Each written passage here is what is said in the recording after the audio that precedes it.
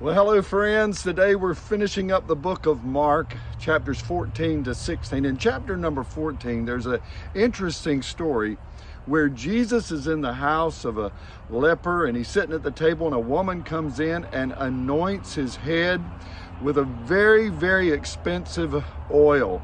Now, she was criticized for what they called, or some of the disciples called, a waste. But Jesus commended her. It was not a waste. And he made a statement in verse number 8.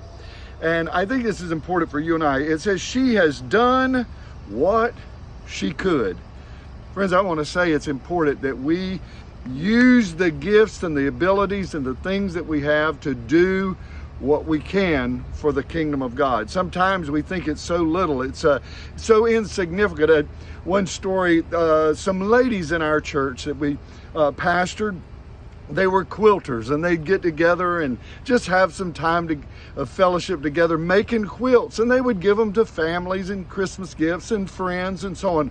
But they began a ministry where they began to use these quilts to help people that were in need. In fact, during the height of the Iraq War, they went and made quilts, and we were able to deliver them at Walter Reed Hospital to some of those that were injured. Then they began ministering to newly women who had just given birth, and helped them during their time of joy with their new child.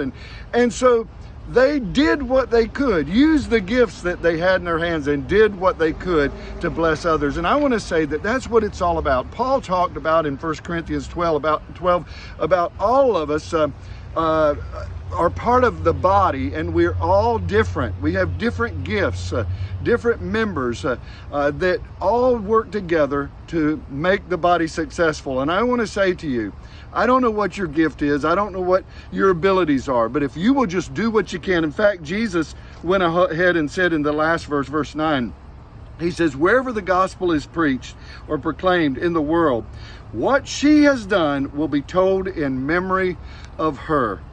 Here we are 2,000 years later. We're talking about it. People write about it. We still read about what she did. She did what she could. And I want to say, if you will just do what you can and use the gifts and abilities that God has given you to bless other people, I want to tell you, it will last for eternity. Well, God bless you. I hope to see you again tomorrow as we look at Luke chapter number 1. Bye-bye.